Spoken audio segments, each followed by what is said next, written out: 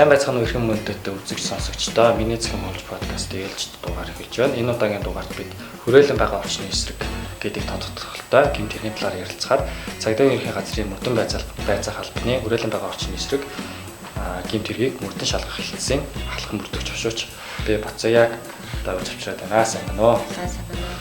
За тэгэхээр та өөрийнхөө надад ажиллаж байгаа энэ гэмт хэргийг мөрдөн шалгах хэлтсийн талаар танилцуулж хизээ одоо үүсгэн байгуулагцыг ямар гэмт хэргийг мөрдөн шалгах юм бэ? За манай мөрдөн байцаах албаны хүрээлэн байгаа орчны эсрэг гэмт хэрэгтэй тэмцэгч мөрдөн шалгах хэлсэн. Одоо эрүүгийн хуулийн тусгай ангид заасан 9 төрлийн гэмт хэргийг шалгах чиглэл өргөх бүхий мөрдөн шалгах хэлсэн байгаа. За энд нь эрүүгийн хуулийн 24 дугаар бүлэгт заасан байгаль орчныг бохирдуулах, хууль бусаар ашигт малтмал хайх, ашиглах, олборлох, за химийн хорт аюултай одсыг хууль бусаар эргэлтэд оруулах, за цөмийн бод цацаг өдөгт хаягдл цөмийн материал цацрын үүсгүүрийг хууль бус эргэлтэд оруулах, за хууль бусаар ангах, хууль бусаар мод бэлтгэх, ой хоёрын түүмэр тавих, байгалийн ургамалтай одоо хууль бусаар бэлтгэх, байгалийн тэнцэл алдагдуулах гэсэн юм 9 төрлийн гэмт хэргийг шалгаад явж байна.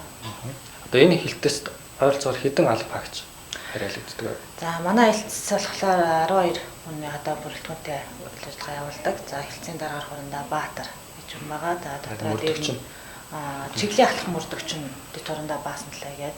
За яг 10 ахлах мөрдөгчийн орондоо тагаад нэг чиглийн ахлах, нэг хэлтсийн дарга 10 чиглэл одоо ахлах мөрдөн байцаагч гэсэн орондоо тагаар явдаг. Одоо ер нь гэмт хэргийг хинэн шалгаж байгаа цагдааныч мөрдөгч гэж нэрлэдэг байгаа шүү дээ. Өмнө нь мөрдөн байцаагч мөн хэрэг бүртгэгч гэдэг байсан. Одоо хэрэг бүртгэгч гэж албан тушаал юм байгаа юм болчихно. За хэрэг бүртгэгч албан тушаалд бол байгаа. Энэ нь болохоор дөрвөлдөг цагдаагийн хэлтээс хэрэг бүртгэх халамдаа хариалагдаж явж байгаа алба багч нар байна. Мөрдөн байцаагч гэдэг бол одоо урдны нэр томьёогоор одоо мөрдөгч болсон тийм. За мөрдөгч ахлах мөрдөгч нар бол мөрдөн байцаах албандаа хариалагдаж явж байгаа ийм албан тушаалууд гэсэн үг. Одоо эдгээр хариалдаж байгаа хүмүүс маань зөвхөн таны сая дурдсан 9 гэмт хэргийг шалгадаг. Манай хэлтсийн хэмжээнд бол одоо 12 ахлах мөрдөгч тий чиглэлийн ахлах мөрдөгч нар ажиллаж байгаа. Манай хэлтсийн хэмжээнд байгаа энэ одоо аль багш нар зөвхөн одоо энэ хүрээлэн байгаа орчны эсрэг гэмт хэрэгтэй тэмцэх чиглэлээр ажиллаж байна гэсэн. Одоо энэ гэмт хэрэг болохоор нийслэл үйлдэгдэн, хөдөө орон нутагт үйлдэгдэн тийм ээ. Тэгэхээр танах цагдаагийн ерөнхий газрын дэргэдэх гэхээр одоо нийтэд нь Монгол улсын хэмжээнд гарсан энэ төрлийн гэмт хэрэг шалгах гэсэн үг. Тийм. Ер нь бол гэмт хэргийн одоо энэ гаралтын аваад үзэхлээр манай хэлтсийн хэмжээнд үйлдэгж байгаа гэмт хэргийн дийлэнх хувь нь хөдөө орон нутагт үйлдэгж байгаа гэмт хэргүүд байдаг. Яа тэгвэл нөгөө одоо орон нутгийн шинж чанартай тий одоо энэ хууль бусаар агнах тий одоо энэ яг 9 төрлийн гэмт хэрэг бол их хэвтэй хөдөө орон нутагт үйлдэх магадлалтай байдаг болохоор Улаанбаатар хотод гэвэл Сангай хайрхан дүүрэг хаавал Баян зүрхт дүүргүүдэд бас нэлээд 100 төгрөгөөс гэмт хэрэг бүрэлдэхүүн бас байж идэг. За хөдөө орон нутагт хууль бусаар мод огтлох гэмт хэрэг бүрдэгдлээ гэж бодъё л да. Энэ тохиолдолд тухайн хэргийг мөрдөн шалгахаар танаа хэлтсээс мөрдөгчд ингэ томилтоор очно гэсэн үг тухайн аймагт. Эрүүгийн 24-ийн 6 дугаар бүлэгт заасан хууль бусаар мод бэлтгэх гэмт хэрэг нь одоо тухайн одоо хариалагдах орон нутагт үйлдэлтэй гэж бодоход тухайн дүүргийнхэн цагдаагийн хэлтсийн одоо алба хаагч нар за мөн одоо саяхан байгуулагдсан экологийн цагдаагийн албаны экологийн байцаагч нар бас одоо бол яг одоо газар дээр шалгаад хяналт шалгалтаа хийгээд мөн хариа дүүргийн цагдаагийн хэлтсүүд бол чиг үүргийнхаа дагуу ажиллаж ин гэсэн. За гэмтэр гарсан үйлдэл шалтгаан өслөгийн тогтоогоор манайх бол хариалын дагуу хэрэгүүдээ хүлээж аваад хариалын дагуу одоо мөрдөн шалгах ажиллагаа явуулна гэсэн. За тэгэхээр дараагийн асуултыг би таны хувийн талаас асууя гэж бодлоо. Та ер нь цагдаагийн албанд нийтдээ хэдэн жил ажилласан бэ? За би өөрөө одоо 10 жил төгсөөд 10 жил ерхий боловсрлаа эзэмшээ цагдаагийн актив эсэж ороод цагдаагийн актив 4 жил суралцаад суралцах хугацаанд өөрийнхөө бас тодорхой хэмжээний мэдлэг те одоо энэ дадлага туршлагын дээр үндэслээд мөрдөн байцаагч гэдэг албан тушаалд өөрөө сонирхоод дурлаад Чингэлтэй дүүргийн цагдаагийн 1-р хэлтэст мөрдөгчөөр мөрдөн байцаагчаар томилогдоод 2010 оны 6 сарын 4-өөс хойшоо ажиллаж байна. Тэгэхээр ер нь бол цагдаагийн байгууллагад одоо яг 10 дахь жилдээ ажиллаж байна. 2009 онд төгссөн гэсэн үг. 10 онд. Би цагдаагийн активд суралцсан л та. Гэхдээ энгийн эрх зан гэдэг нь байсан. Тэгээ 2009 онд элсэж орж ирсэн. Би цагдаагийн актив үндсэн ангид нь ороод Тэгээд төгссөн. Манай гэр бүлийн хүн бас цагдаагийн алба багч. Бас нэг гэр бүл нэг одоо шугамд л явж байна. За тэгэхээр хоёлаа хүрээлэн байгаа орчны эсрэг гэд тодтолтой гэмт хэргийн талаар илүү тодруулъя гэж бодлоо. 9 төрлийн гэмт хэрэг хариалагддаг гэж байна. Эдгээрээс ер нь сүүлийн үед аль нь төлхөө их өвөлдөгдөж байна.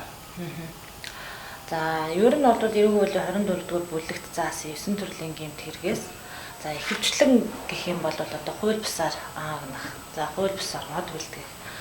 За мөн одоо хууль бусаар ашигт малтмал хаах, ашиглах, олборлох төрлийн гэмт хэрэгүүд бол жоохон үлдэгдэх гээд байдаг талтай. За тэгээд энэ юуны төсөлтэй байгаа гэмт хэргийг ингээд харахлаар яг л энэ төрлийн гэмт хэрэгүүд ингээд үлдэгдэж яваад байдаг. За хууль бусаар ашигт малтмал хаях, олборлох буюу эрүүгийн хуулийн 24-р зүйлийн 2 дахь хэсэг заасан гэмт хэрэг нь болохоор 2019 оны эхний 3 сард 15 байсан бол за 2020 оны эхний 3 сарын байдлаар 67 болоод өссөн байх жишээ. Хизэнээс хизээний хооронд гэсэн бэ? Нэг жилийн хугацаанд 2019 оны эхний 3 сараар харахад 15 байсан. За гэтэл одоо 2020 оны эхний 3 сарын байдлаар 67 хувьтай 4-5 дахин нэгдсэн байна шүү дээ одоо. Тий. За тэгээд энэ хууль бусаар ан агнах гэж 24-р бүлгийн 5 дахь хэсэг заасан. 21-ийн одоо яг 2019 оны үетэй харьцуулахаар 21 бүртгэжсэн бол одоо 38 болоод өссөн баг жишээ.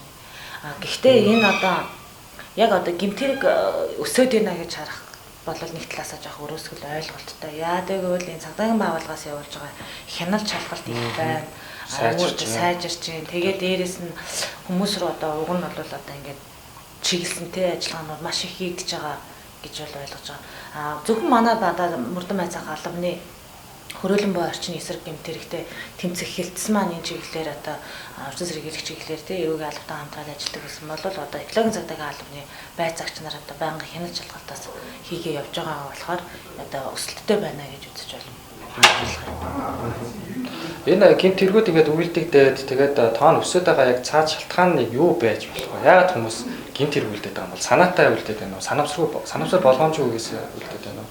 Ер нь бол энэ төрлийн яг гэмт хэргийн одоо өсөд байгаа шалтгаан үүслийг бол бас жоохон ашиг болох шунтгаан сэдэлтэй тий. Одоо хууль бусаар ашигт малтмал хаах олборлого гэдэг бол цэвэр өөрийнх нь хүний тий гид одоо мөнгө олох тий хууль бусаар мөнгө олох ийм одоо сэтэл санаа зорилго байна. За мөн хууль бусаар мод бэлтгэл бас тий байнга л яригдчихл байдаг асуудлыг нэг удаа болохгүй гэдгийг хүн болгон мэддэг тий хууль бусаар мод бэлтгэл гэдэг бол.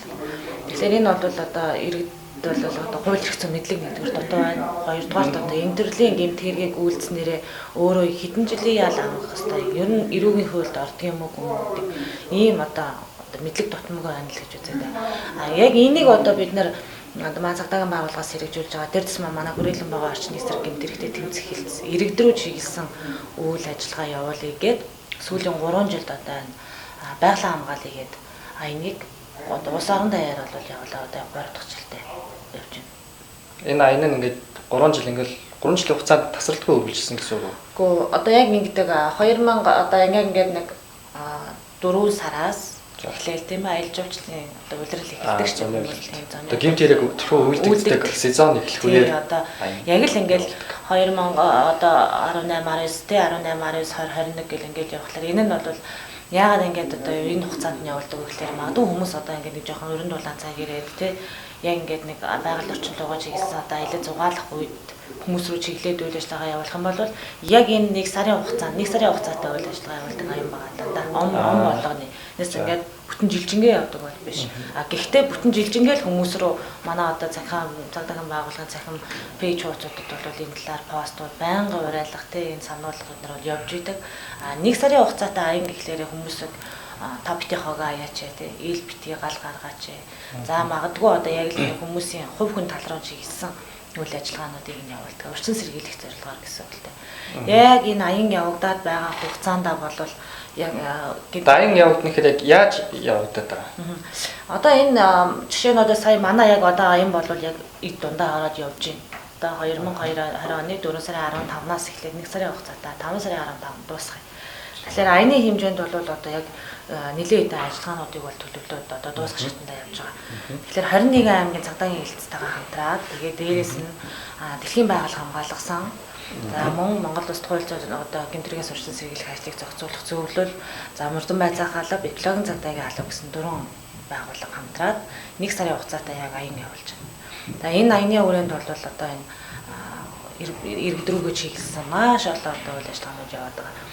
Материал тарааж байна. Тий одоо ингээл тийм сурталчилгааны зэвсээ тэгээд одоо тэгтээ хүмүүс нөгөө нэг энэ цар тахал буюу одоо яг энэ цаг үеийн нөхцөл байдалтай шалтгаалаад олныг хамарсан сургалт гэхээсээ илүү цахим хэлбэр рүү шилжээд хүмүүсийг те энэ Facebook пэйж хуудасуудад за дээрэс нь энэ одоо гудамжсан талбайд бол одоо ингэж болохгүй шүү, тэгэж болохгүй шүү. За хэрвээ та ийм үйлдэл хийх юм бол энэ нь эрүүгийн хуулинд ийм зүйл залттай байдаг юм шүү.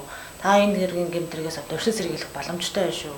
За хэрвээ нэгэнд үйлдэгдсэн бол та ийм одоо яш итгэлтэй юм байна шүү. Хохирогч нь болохоос ингэж эрсдэлт одоо хамгаалаарай, өөрийгөө ингэж өршин сэргийлээрэй гэх чиглэлээр яриа таниалгын ажлыг бол цахим хэлбэрээр явуулж байна. Ямар үр дүн гарна гэж бодож байна. Одоо гэмтрийн тоо үзүүлэлт бурнаа л гэсэн үг. Тийм одоо ер нь бол энэ яагаад ингэ аян зохион байгуулад байгаа юм бэ гэхээр цагдаагийн байгууллагаас ердөөсөө л энэ төргийн гэмтрийн төсөлтийг нь одоо бууруулах тийм гаралтыг бууруулах. Тэгээд дээрээс нь эргэцэд одоо иргэдэд одоо эргэцэн мэдлэг олгох яг энэ төрлийнхөө гэмтрийг.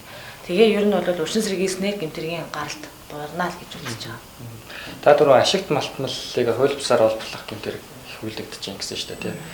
Ер нь ихэнх тохиолдолд энэ гэмтэрг одоо яаж үйлдэгдээд байна? Үйлдэл нь одоо жишээлбэл шууд нэг хэдэн нөхдүүд нийлж байгаа л тийм ээ. Энд ийм ашигт малтмал байж магадгүй гэсэн одоо найдлага тавиад л шууд ингээд ухаад эхэлсэн байд юм уу? Эсвэл илүү бүр амар том зохион байгуулалттай зүйл байд юм уу? Хууль бусаар одоо ашигт малтмал олборлох хаах тийм энэ гэмтэрлийн гэмтэрг нь болохоор одоо улсын хэмжээнд яригдана. Зөвхөн одоо манай нийслэлд үйлдэгдэг бол биш тийм ээ. Тэгэхээр 21 аймагт одоо манай Монгол улс ч өөр айгүй нууц баялаг ихтэй газар доорх хаалт нь ашигт малтмал маш их учраас хөдөө орон нутгаар нэлээ бол үйлдэгддэг. Тэгэхээр яг л гэхлээр нөө хяналт шалгалтын хүрээнээс хүмүүсийн нүднээс зайд үйлдэгдээд байна гэсэн үг. Тэгэхээр одоо ер нь бол иргэд тийм ээ манай орон нутаг одоо хөдөө орон нутагт байгаа иргэд маань манай одоо орон нутагт ийм хууль бус ажиллагаа явагдаад байх шиг байна. За энийг та цагдаа байгууллага шалгаад өгөөч гэгээд бид нартай хамтарч ажиллах юм бол илүү үр дүнтэй. За тэгэхээр цагдаагийн байгууллагын одоо иргэд хамтарч ажилласнаар бол энэ төрлөө асуудал гэмтэргээс өршин сэргийлэх холбогдолтой байлаа. Ер нь бол одоо яг ингээд шунхаан сэтэлтэй энэ төрлийн гэмтэргийг үйлдэх магадлал бол маш их. Энэ одоо яг энэ төрлийн гэмтрийг үйлдэж байгаа хүмүүс нь тий одоо найз нөхдөөрөө үгүй бол одоо хамаатан саднараа нөхөрлөл гэж байгуулад энэ нөхөрлөлийнхөө хэмжээнд бол одоо энэ бол төв орон нутгийн засаг даргын тамгын газраас зааж өгсөн талбай байждаг. Яг энэ бол хууль бус хууль одоо ашигт малтмал явуулж болно гэсэн. Нинжаагаар ажиллах тохиолдолд гэсэн үг тий. За ер нь бол тийм хууль бусаар алталбарлах гэдэг чинь ер нь бол тийм шүү дээ. Тэгэхээр энэ чинь араа нинжа гэдэг нэр томьёо болоод бас нэг амдны хүмүүсийн иргэдийн амд амьдсан яриа. Гэтэл энд бол одоо нөхөрлөл гэж байгуулад хууль дүрм журмынхаа дагуу явах юм бол одоо засаг даргын тамгын газраас зааж өгсөн талбайд нь бол үйл ажиллагаа явуулж болдог. Гэтэл манай одоо хүмүүс маань бол тэр зааж өгсөн талбайгаас өөр газар хууль бусаар ашигт малтмал ухаад тийм ээ ашигт малтмал олборлоод эзнийхаа дараа ямар нэгэн байдлаар тэр тухайн газар нөхөн сэргийлт хийхгүйгээр хайдаг тийм одоо өөр дагавартай. Тэгэхээр энэ нь бол нөхөн сэргийлт хийхгүй байна гэдэг чинь эргээгээд байгальд бол маш их хэмжээний хохирол учруулж байгаа. Нөхөн сэргийлт хийгдсэн талбай, нөхөн сэргийлт хийгдэггүй талбай гэдэг бол одоо тухайн байгальд орчиндөө нөхөрлөлт нь бол маш их хор хохирол учруулж байна гэсэн үг. Ашигт малтмалыг хууль бусаар олборлж ийн гэсэн мэдээллийг тийм ээ. Энэ гэмтэргийн талаарх мэдээллийг иргэд хэр өгч байна? Эсвэл одоо цагдаа нар өөрсдөө ингэж илрүүлэх нь их байт юм уу? Ер нь манай энэ хүрээлэн байгаа орчны эсрэг гэмтэрийн мөрдөн шалгах хилцэн саяхны хүртэл нөгөө эрүүгийн цагдаагийн тасагтай байж агаад экологийн цагдаагийн алба руу эрүүгийн цагдаагийн тасаг маань бол одоо хариалагдаа явсан байгаа. Эрүүгийн цагдаагийн алба бол яг энэ тэмдэглэлийн гэмтрийг одоо нууцаалтайгаа үлдэх боломж нөхцөлийг нь бол хяналт шалгалтаа хийж явж идэг. Ер нь бас тал талтай зөвөр одоо 100% цагдаагийн байгууллагын төрлийн гэмтрийг илрүүлж байна гэж бол бас өрөөсгөл ойлголт. Тухайн орон нутгийн иргэд бол тийм ээ цагдаагийн байгууллагатай хамтарч ажиллаж байгаа тохиолдлууд байна. Одоо яг ингээд нэвтрүүлэг үзэж байгаа хүмүүс ч гэсэн ингээд одоо хэлэхэд цагдаагийн байгууллагын 102 дугаар утас бол 24 цагийн хугацаанд энэ төрлийн гэмтэргийн мэдээллийг бол нээлттэй авч байгаа. Тэгэхээр яг л одоо энэ нэг хураашаалттай байгаа үед те энэ хаваалж жуулчлаар явж байгаа үедээ ингээд одоо ийм манай орон нутагт ийм одоо гэмтэр үлдэх гэдэг шиг байна. Энэ хүмүүс одоо хууль бусаар яг энэ одоо газарт ашиглах мал ухаад байна ч юм уу те энэ төрлийн мэдээллийг бол одоо иргэдэг өгөхийг л хүсэж байна. Бас ингээд газар орон ухаад байна, зөвшөөрөлтэй юм шиг, зөвшөөрөлгүй юм шиг тэрийг бол мэдэхгүй. Ямар ч тач ингээд ухаад байна. Энэ хүмүүсийг одоо гаргах хэрэгтэй гэдэг тийм бүлэглэлүүд байгаад идэв шүү дээ нэр бүхий. За тэр тэгэж одоо шаардлага тавих нь зүй юу бус уу одоо зодож нүдэх дарамтлах ч юм уу эсвэл тийм зүйл хэрэг гардаг бай. Яг иргэд бол одоо шүү. Уул мэдээлэх гээд байгаа царай шүү дээ. Тэгэхээр очоод зохиж нүдэд ч юм уу те ямар нэгэн байдлаар өөртөө эрсдэлтэй алхам хийж болохгүй. Энийг бол одоо шалгах чиг бүр бүхий албан байгууллагууд бол байгаа. Тэгэхээр шалгадаг газарт нь одоо мэдээлэл өгснөөр танаас шалтгааллахгүйгээр одоо дараагийн үйл ажиллагаа энэ гэмтэрэг үйлдэл дээ нүг үгүй байна уу гэдгийг хяналт шалгалтаараа л одоо илрүүлж тогтооно гэсэн үг л дээ. Тэгээс иргэн өөрөө очоод тэр тухайн хүмүүст одоо иргэнийхээ зүгээс шаардлага 100%-аар тавьчаад одоо манай байгууллагт мэдгдэх юм бол бид нар дараагийнхаа шатны арга хэмжээг авна гэсэн үг.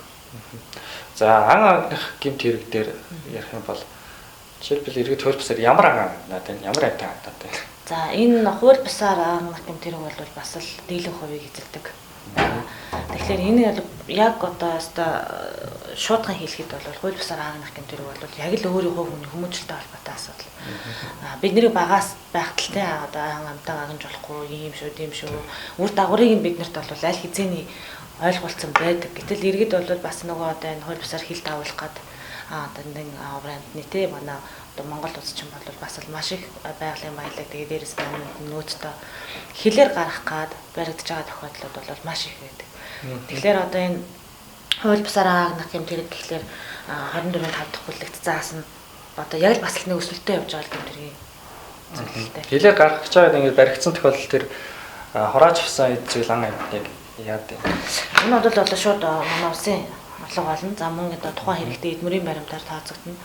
Энэ төрлийн гэмтрийг үйлдсэн тохиолдолд за 10-40 сая төгрөгийн хэмжээний тоогоргох эсвэл 2-8 жил хүртэлх хугацааны хориг халаар шийдэгдэг байна. Тэгэхээр нэлээд өндөр бас л одоо ан агсан тохиолдол үүнтэй адилхан бас хууль бусаар бэлтгэсэн мод мөн ашигт малтмлыг улсын орлого болох уу? Ер нь бол эрүүг эрх шүүхээр шийдэгдэх дуусны дараа энэ асуудлаа шийдэгдэнэ. Урдан байцаалтай ажиллагаа явагдаад шүүхийн шатанд шилжээд энэ бол шүүхийн шийдвэрээс хамгаалагдах үйл ажиллагаа гэсэн үг. Энэ хууль бусаар мод бэлтгэж байгаа хүмүүс хөвчлэн ямар хүмүүс байх вэ? Тухайн нутгийн бос хүмүүс байх уу? Эсвэл зөвхөн тухайн хөдөөний одоо малчин залчин байх уу? Энийг бол одоо яг бүр үйлдвэрлэлийн аргаар ингээд тий одоо гэсэн тийм зөвхөн байна. Шууд одоо ингээд нэг тийм хүмүүс тийм гэмдэрэг үлдэж байна гэж хэлэхэд бол бас хэцүү. Яагаад гэвэл одоо яг л бас л нөх хөдөө орон нутагт байгаа иргэдээ байдаг, байгуун үзэлдэг. Хүмүүс байгаа. Албан байгууллагч байдаг. Аж ахуйн нэгжүүд бас л ингээд тодорхой төрлийн 2-3 бүлгэрээ нийлцсэн тиймэрхүү хүмүүс бол нийлээд хийгээд идэг. Гэхдээ бас харцангуй энэ төрлийн гэмдэрэг бол бас арай нэлээдэн жилийнхээ бол буурсан тийм үзүүлэлттэй байна. Тэгэхээр Наван дуу хоолой гэдэг энэ танаа одоо түрүүн ярьсан аян уу? Аяны өрөөнд хийж байгаа. За одоо нэгсэндээ байгаль орчны эсрэг үйлдэгдэж байгаа гэмтэргийн талаар мэдээлэл байх юм бол харс үзэнд байх юм бол иргэн та бүхэн цагдаа байгууллагад мэдээлээрэй гэсэн утгатай зүйл байна шүү дээ. Тэгээд таны дуу хоолой байгалыг хамгаалж чадна гэдэг чинь би ямар нэгэн байдлаар дуу хоолойгоо нэгтгэвэл танд хүрнэ. Та одоо нэгтгэвэл цаашаа хин нэгэн хүрнэ. Ер нь бол бас тийм дуу хоолойгоо нэгтгэж ял гэсэн юм. Ер нь ажиглаад байхад одоо монголчууд чинь нэг ийм хүмүүс гэдэг шүү дээ. Одоо нутаг усан гэдэг тийм ээ. Энэ утгаараа ч юм уу гэдэг уул ус байгаль орчны эсрэг үйлдэгдэж байгаа гэмтэргийн талаарх мэдээлэл харьцангуй бусад гэмтэрэгтэй харьцуулах их хэрэг баг тийм. Иргэд илүү энэ төрлийн гэмтэргийн мэдээлэлтэй хариуцлагатай ханддаг гэх юм уу? За тийм ер нь бол тийм. Яа гэвэл нөгөө яг л хүмүүсийн нүдэн дээр үйлдэгдээд идэг. Бас дээрээс нуус талдаар гар үйлдэгдээд байгаа. Тэгээ иргэд бол хамтарч ажиллах тийм тохиолдол зөндөө байгаа. За тэгэхээр подкаст маань өндөрлөх ер нь төгсөж байна. Тэгээд иргэдэд та одоо энэ төрлийн гэмт хэргийн хохирогч гэдэг нь одоо гэмт хэрэгтэн болохоос тийм ээ урьдчилан сэргийлэх үүднээс нь тэдэрт нэг уриалга гэх юм уу мэдээлэл өгөөч та. За иргэдэд хандаж хэлэхэд бол хүрээлэн байгаа орчны эсрэг гэмт хэрэгээс урьдчилан сэргийлэх зорилгоор одоо явагдаж байгаа нь одоо ондоо алаа энэ одоо иргэд маань идэвхтэй оролцож байгаа. Тэгээд дээрэс нь за манай Мөрдөн байцаах албаны пэйж хуудсанд за яг л одоо энэ иргэд рүү чиглэсэн бүх төрлийн үйл ажиллагаануудтай холбоотой цахим нийтэлж байгаа нийтлүүд бол нэлээд дэлгэрэнгүй байдлаар гарсан байна. Тэгэхээр одоо энэ видео шторкууд бай. Тэгээд дээрэс нь хүмүүст одоо илүү түгээд хүрэхээр энэ цахим хэлбэрээр явж байгаа арга хэмжээнүүдэд маань оролцооч. Тэгээд дээрэс нь иргэн бүр байгаль хамгаалагч байх боломжтой. Тэгэхээр доондоо олаа нэг дээрээ л гэж хэлдэг. Мөн гэмт хэрэг ингээд үлдэх гээд байгаа ч юм уу тийм муу хүмүүс байж болно шүү дээ. Тэр хүмүүст анхааруулж хэлэх зүйл байна. За давхар хэлэхээр болохоор одоо хүмүүст анхааруулахад тийм ээ. Иргэд бол шинжлэх ухааны үндэслэгүй мэдээлэлээс болоод хүмүүсийн амд анцын ярианаас үтэлтэйгээр хууль бусаар аагнах гэмт хэрэг нь бол бас жоохон үлддэг гэдэг талтай. Амьтны одоо түүхий эдэм мах нь бол хичнээн төрлийн ям бактерийг агуулж идэг болохоор тэрийг одоо түүхийгээр хэдүүл энэ төрлийн одоо өвчнийг хангаадаг ийм одоо идэрхтэн цайнж гэдэг юм те.